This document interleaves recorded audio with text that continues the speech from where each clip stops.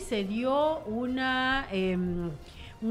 asalto en Urdesa. Bueno, no hay mayor información hasta el momento. Tal parece hubo un herido fuera de una entidad bancaria, y es lo que estos días de pronto se va a ver con un poco más de frecuencia, pese al tema de que las calles van a estar un poco más resguardadas, etcétera, etcétera. Pero no está de más hacerles las recomendaciones a las personas que van a sacar grandes cantidades de dinero, que van a hacer cierto tipo de transacciones, que estén muy pendientes de lo que está a su alrededor y en general el tema de la inseguridad del país. Bienvenido, abogado Hidalgo, ¿cómo está usted? Muy buenos días, muy buenas tardes con todos, a los radioescuchas, a todo el panel. Vamos a arrancar esta entrevista. Adelante, Mauricio Leonidas. Perfecto, gracias Leonidas. Señor Hidalgo, qué gusto saludarlo. Y justo lo estaba señalando Wendy, y la verdad que son hechos que suceden a diario en cualquier parte. Ya no se escatima lugar ni mucho menos. Vimos cómo vía San Borondón también a una chica que estaba en un paradero, de repente pasan dos personas en moto y la asaltan. Entonces, de manera general, bueno, aquí hay que dividir algunas cosas, creo yo. Quienes tienen algún tipo de negocio o la persona particular que no lo tiene y que también de repente quiere conservarse y preservar sus bienes. Vámonos por el tema de los negocios. ¿Qué deberían hacer aquellas personas que tienen algún negocio para no caer víctima de la delincuencia y qué no decir, víctimas también de los vacunadores? Bueno, lo primero que nosotros tenemos que entender que bajo la situación de seguridad que vive el país, la forma en que interactuábamos, sea en los negocios o sea en cualquier actividad económica, ha cambiado. En el sentido de que ya no es seguro como hacíamos las cosas antes. Eh, Más allá del hecho de que del robo en Urdesa hoy día, me queda impactado el pobre empresario que ha ido a vender su carro y por robárselo, también, digamos, él por mostrarlo, también fue víctima de un asesinato. Eh, eh, por lo tanto, todas las formas en que nosotros creíamos que podíamos hacer negocios o que eran comunes o que eran regulares para nosotros tienen que cambiar en base a que vivimos en una criminalidad generalizada y obviamente toda muestra de tener un patrimonio, de tener ingresos, lo hace atractivo para los delincuentes. Lo primero que hay que hacer es analizar la forma en que hacemos los negocios y comenzar a tomar estrategias efectivas. Más o menos, ¿cuáles cree usted que deberían ser? O sea, porque me imagino que acá son varios los actores que determinan, ¿no? Y qué difícil que es de repente para un negocio saber que entre sus rubros normales de gasto, tener que incluir de repente, además del uso de la tecnología para preservar sus bienes, el tema de reforzar la guardianía, y quizá ya hay negocios que tienen que poner en su rubro al vacunador. Casi que entra a rol. Sí, por eso le digo, la forma en que hacemos negocio, la forma en que hacemos interacción económica cambió. Lo que yo le puedo recomendar a las personas que tienen emprendimientos es, bueno, tratar de hacer la mayor cantidad de transacciones vía electrónica. Sí, ventas electrónicas, no hacer, cobrar con tarjeta, es decir, no tener efectivo dentro del local que pueda ser objeto de, de un atraco. Lo segundo es, si usted va a sacar dinero, trate de hacerlo en un lugar que le genere más confianza y en donde pueda distraer un poco al ladrón. Por ejemplo, un consejo es este, ir con dos o tres personas cuando se saca plata del banco y meterse en el baño, por ejemplo, dos o tres mujeres o dos o tres hombres y correr caminos distintos para confundir al ladrón y no se sepa quién tiene el dinero. Ese podría ser una recomendación. La otra recomendación es que la Policía Nacional tiene un servicio de seguimiento, de custodia, cuando usted saca valores altos. Y contestando a su pregunta, hay un informe del Banco Interamericano de Desarrollo que habla sobre los costos del delito y para que usted se sorprenda un poco, esos costos del delito para el año 2017 eran como 266.000 millones para toda América, de los doscientos cuales, sesenta y seis mil millones. señor, Una locura. 200, 66.000 millones, de los cuales casi el 34 al 35% lo cubría la empresa privada. Wow. Es decir, si es un rubro para todos los ecuatorianos tener que protegernos en la seguridad, comprar cámaras, tener un guardián, poner rejas eléctricas. Si, eso no teníamos que tener antes y eso en los países civilizados no hay. Te puede vender sin ningún problema, pero ahora las cosas han cambiado. Y esto ha pasado a ser parte del rubro del negocio y yo diría que del gasto de la canasta básica de la familia, porque en algunos sectores no solamente se le cobra, no solo solamente se vacuna en los negocios, sino que se vacuna a la gente que va a sus propias casas. Sucede, y también se hizo público este fin de semana el hecho de un señor un vendedor ambulante, un vendedor informal, que también supuestamente lo estaban vacunando y que perdió la vida por negarse a pagar unos cuantos dólares por ese concepto. Entonces ya de aquí esto, de ser cierto, porque a veces en las redes sociales también hay bastante información que no es la correcta, pero de ser así, estaríamos hablando de que ya casi al borde de ser un estado fallido, en que la sociedad ya prácticamente no tiene seguridad para nada, en lo más mínimo, cualquiera de sus componentes, cualquiera de sus elementos. Porque lo que sí hemos visto, y eso sí es noticia, es de verdad, es, por ejemplo, cómo personas que van en tricimotos, van de 3 o de 4 y le caen a veces 2, 3 tricimoteros a una o dos personas y van con todo. Sí, a ver, hay que tener dos cosas. La primera es que nosotros hemos perdido el control territorial de ciertos sectores. Por eso es que a mí me gusta el plan de Bukele, porque el plan de Bukele habla de, inicialmente, recuperación de la soberanía, de recuperación del territorio. Nosotros en el Ecuador y en algunos sectores específicos creo que ya no hablamos solamente de un tema de delincuencia, sino hablamos de un tema donde la soberanía del Estado ya no existe. Un ejemplo Durán, un ejemplo la Nueva Prosperina y otros Esmeraldas. Es decir, allí, por más que el ejército, la policía intente, la situación se ha ido de las manos y ya tenemos grupos que controlan espacios territoriales, que cobran vacunas, que hacen negocios ilícitos y a quien se oponga simplemente lo matan, porque la delincuencia mutó y se ha hecho más cruel y se ha hecho más dañina. Es decir, la vida para el delincuente ya no vale nada. Entonces, tenemos un problema grande, tenemos un problema que no se va a solucionar y estamos pensando más en controlar el narcotráfico que la vida de los ciudadanos que andamos en las calles. Perfecto, le voy a dar paso a Leonidas Castro. Él tiene más consultas para usted. Leonidas, por favor. Eh, bueno, un poco, abogado, ¿cómo está? Buenas tardes. El tema que Buenas tardes, planteamos, Elías. sí, fue aclarado. No fue vacuna por $2 al señor de jugo. Aparentemente, el señor habría denunciado a los supuestos vacunadores y 3 de ellos habrían sido detenidos y por eso habría sido el móvil del asesinato. Pero más allá de eso, abogado, preocupa el tema de la violencia que hay en el Ecuador, la violencia que se está generando en Guayaquil, en Durán, en varias ciudades, provincias, y no se ve una acción inmediata. La ciudadanía quería que ya esto tenga una respuesta. El presidente Daniel Noboa tiene ya un par de semanas en el gobierno y la gente esperaba que al día siguiente se empezara a trabajar, es decir, por lo menos ver cierto patrullaje, todo aquello que ya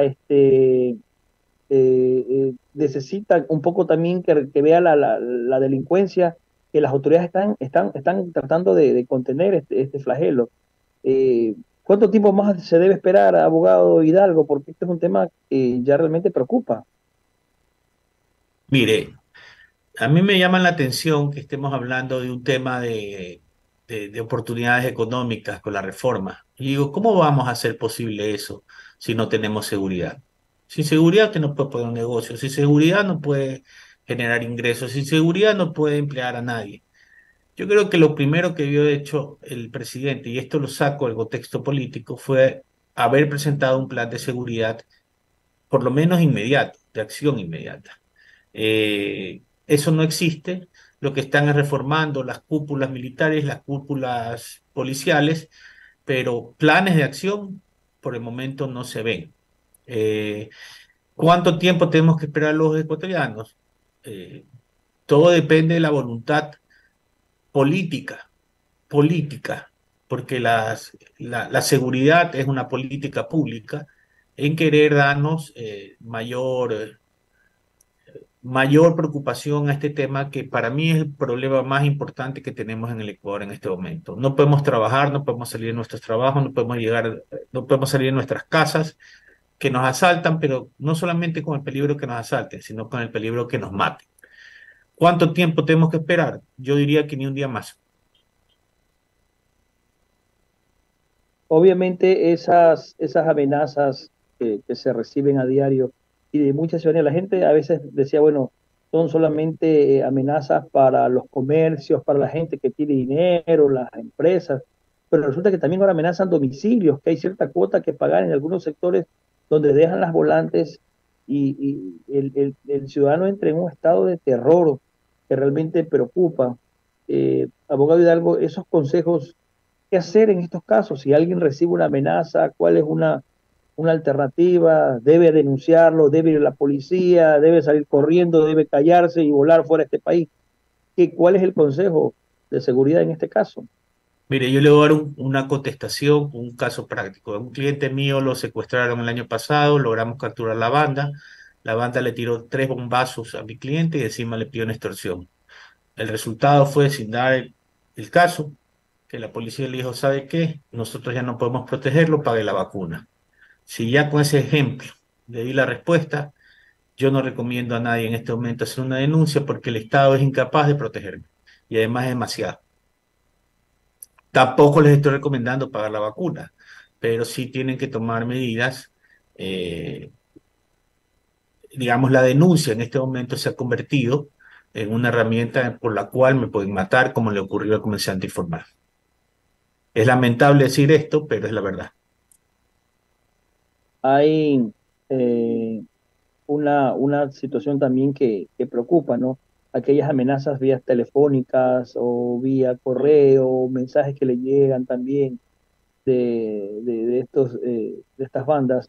eh, la ciudadanía obviamente en muchos casos pues entra en pánico, ¿no?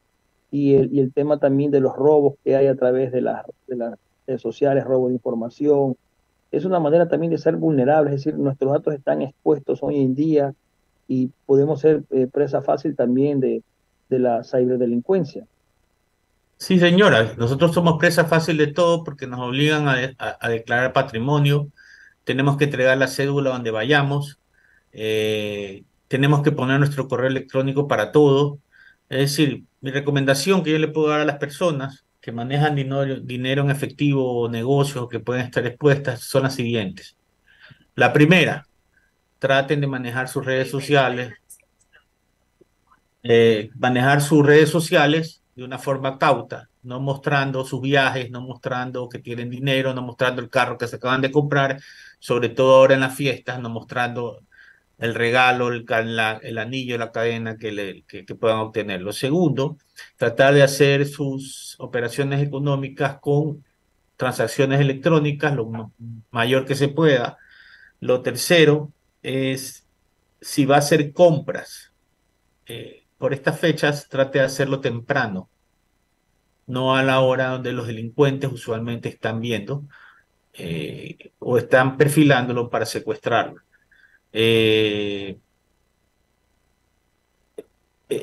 Cambiar un poco los hábitos, porque el delincuente estudia a su víctima antes de, si ya tiene más o menos conocido el hábito que los guayaquileños tenemos, y tratar de evitar esos hábitos porque es de eso lo que se aprovecha aquel que eh, intenta causarme un perjuicio. Eso se llama, digamos, conocimiento. A ver, en la delincuencia funciona conocimiento, actitud. Nosotros no conocemos a quien nos va a asaltar.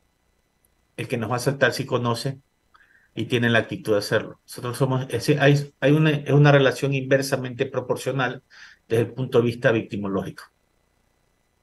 Abogado, un inquieto adicional para el paso allá a cabina principal. El tema también que se ha generado en los últimos tiempos es las leyes. Dicen muchos que las leyes son pro delincuentes, que se libera fácilmente la delincuencia, que los jueces se ven amenazados, dejan libre o reciben coimas y dejan libre al delincuente. La policía hace su trabajo y lo sueltan, dice al siguiente día al detenido. ¿Qué hacer en este caso? ¿Cómo reforzamos también esta parte que es coyuntural, es tan vital e importante en la lucha contra la delincuencia? Mire, eso se llama corrupción. Y hace un año se crearon las unidades anticorrupción y anticrimen organizado en la ciudad de Quito, con una policía especializada en anticorrupción. Yo lo que haría es reforzar esa policía anticorrupción y me pondría a hacer un trabajo de inteligencia acerca de lo que pasa, sobre todo en los juzgados de flagrancia, en los juzgados y tribunales donde se tramitan cosas penales. Creo que si la fiscalía se concentra en eso, los delincuentes no van a salir tan rápido como pasa ahora. Hay unidades anticorrupción, hay unidades antidelito y crimen organizado, y creo que el crimen organizado trabaja con ciertos fiscales y con ciertos jueces y que son fáciles de agarrar en este momento con obstrucción a la justicia, con prevaricatos, etcétera, etcétera, y son delitos que se pueden manejar desde Quito para que no haya mayor influencia. Muy bien. Gracias, abogado, por responder a mis inquietudes. Mauricio, buen día. Gracias, Leonidas. Señor Hidalgo, unas cuantas más para concluir la entrevista. He escuchado las recomendaciones y la verdad que suenan bastante bien, suenan bastante lógicas. Sabemos perfectamente que en esta época, me refiero a Navidad y fin de año, es muy complicado que todo el mundo las pueda ejecutar, porque ya forma parte del folclore local el hecho de salir a hacer las compras navideñas, de llevar efectivo o llevar el plástico para poderlas realizar. Y vemos, por ejemplo, cómo la gente se agolpa en los centros comerciales, que ya inclusive la delincuencia común ni siquiera los centros comerciales les temen, ni mucho menos porque ya han habido algunos asaltos dentro de los centros comerciales, de algunos de ellos. Sectores donde van muchas personas que son concurridos son muy fáciles para el carterista, para aquel que suele meter la mano, o lo pinchan a uno para poder coger rapidito y robar. Ya vimos inclusive cómo en un lugar muy populoso del centro de la ciudad, en la bahía concretamente, le aplicaban a un ciudadano una llave delante de todo el mundo y lo desvalijaron y nadie hizo nada. Eso por un lado. Y por el otro lado, fin de año, muchas personas salen de la ciudad y consecuentemente sus casas quedan casi que a merced de los delincuentes. Dos situaciones que, por muy buenos consejos que se les pueda dar, va a ser difíciles de erradicar. ¿Qué se puede hacer ahí? Bueno, el ciudadano tiene dos opciones: o cambia su patrón cultural o se exponen a que lo maten.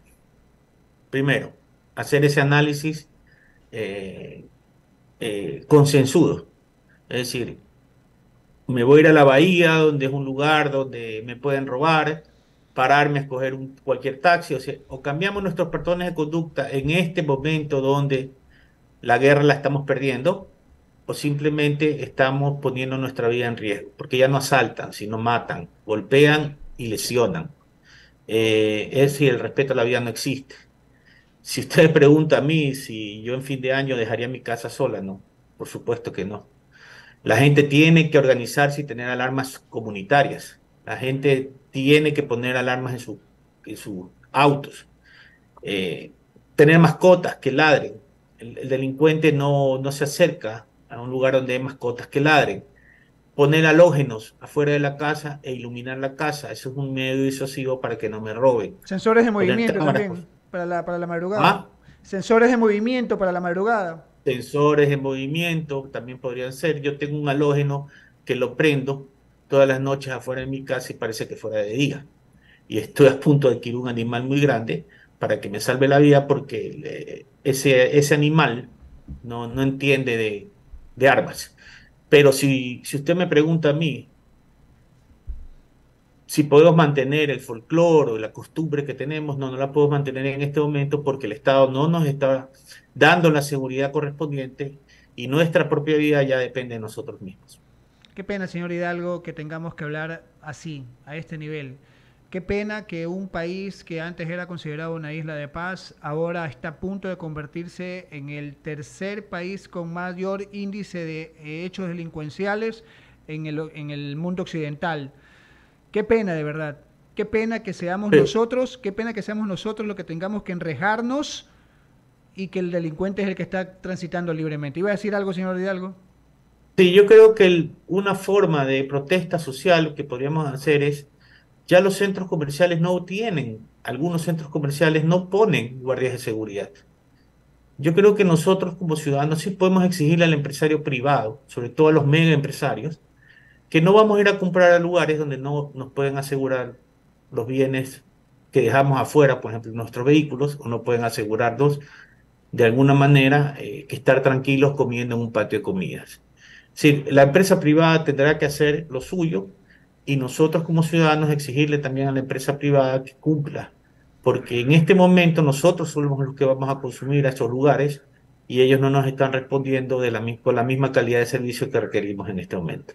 ¿No le parece, señor Hidalgo, que de repente en el Ecuador, y creo que pasa en muchos países, esta transformación social, en algunos sentidos negativa que estamos viviendo, porque nos hemos acostumbrado a lo que nunca debimos acostumbrarnos, porque hemos hecho normal lo que antes era completamente anormal, porque la escala de valores se ha deteriorado en gran magnitud. Consecuentemente hemos perdido la capacidad de asombro y no reaccionamos. Y no digo con reaccionar de repente de coger y quemar a un delincuente, no, ese tipo de reacción no. Pero la presión, por ejemplo, lo que usted dice, sí la podríamos ejercer. No somos una sociedad organizada, de decir, ¿sabe qué? A ver, acá no me están prestando seguridad. ¿Sabe qué, señores? No voy. Y eso que tenemos la facilidad ahora, de a través de las redes sociales, de generar un movimiento de concienciación para generar ese tipo de presión. Antes, que no había estas facilidades, la gente se paraba firme, como decíamos en el barrio, se paraba tieso y se imponía. Ahora ya no existe eso porque perdimos la capacidad de asombro. Bueno, pero podríamos irlo haciendo. Es hora de que nosotros como ciudadanos nos organicemos. Primero optemos con valores, porque pasarse una roja también es un delito. Conducir ebrio también es un delito. Así es. Entonces, lo que pasa también es que los ciudadanos no aportamos tampoco en la seguridad social, no solamente la nuestra. Hay un detrimento en la escala de valores, lo que hace más plausible que los inhibidores de la conducta que impiden los comportamientos antisociales no se vean. Pero eso corresponde al control social formal y el control social difuso.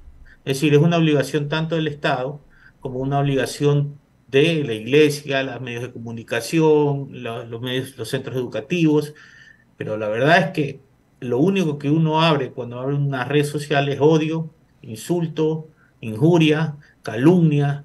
Es decir, nosotros mismos generamos este ambiente de violencia o no tenemos ningún reparo en compartir un muerto si no hay respeto al muerto o al desmembrado o a quien sea. Es decir, no tenemos ningún Reparo. problema en hacerle publicidad al crimen. Le hacemos publicidad al crimen. Entonces, yo en lo personal, lo primero que recomendaría a la ciudadanía que escucha esta radio, dejen de compartir esas cosas, porque primero altera más nuestro estado emocional y segundo, eh, lo que estamos haciendo es que el delincuente crea que puede actuar siempre con impunidad, porque obviamente cuando usted ve que alguien asalta y se va, lo que está haciéndole al que quiere comenzar esta carrera es decir, actuemos porque hay impunidad. Entonces, y con relación a la justicia, yo creo que hay muchos movimientos sociales que se podrían ir a parar afuera de la fiscalía o afuera de la administración de justicia a reclamar, ¿no? Cuando se suelta un delincuente. Me gusta mucho la actitud del alcalde de Cuenca con relación a esto. Muchísimo. Está actuando como se debe, en consecuencia con su pueblo, y creo que los burgomaestres de todas las ciudades deberían de hacer lo mismo.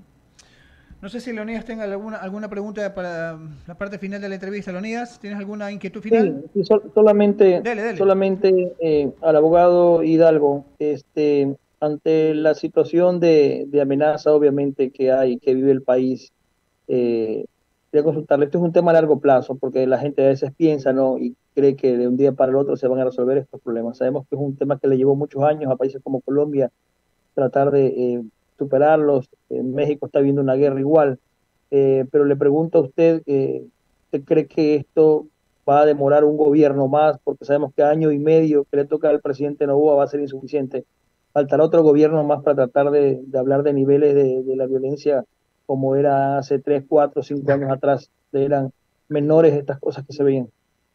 Mire, yo creo que lo primero que podemos concentrarnos en una política pública contra la extorsión y el secuestro. Si nos concentramos en el secuestro y la extorsión, que es lo que nos afecta directamente a nosotros, podríamos generar un impacto positivo. Pero creo que esa debe ser la prioridad de este presidente. Secuestro y extorsión. Y segundo, si me pregunta si es un problema a largo plazo, sí, es un problema a largo plazo porque hay no se ha hecho estadística, por ejemplo, de cuánta gente está viviendo el crimen. Y yo le diría que son miles en este momento. Es decir, el joven, entre escoger ir a trabajar por un sueldo básico o ganarse la plata microtraficando, simplemente escogió eso. Algunos, ¿no? Pero son miles, miles de miles. Entonces yo creo que este gobierno debería concentrarse definitivamente en lo que más nos afecta, vacunas e extorsiones.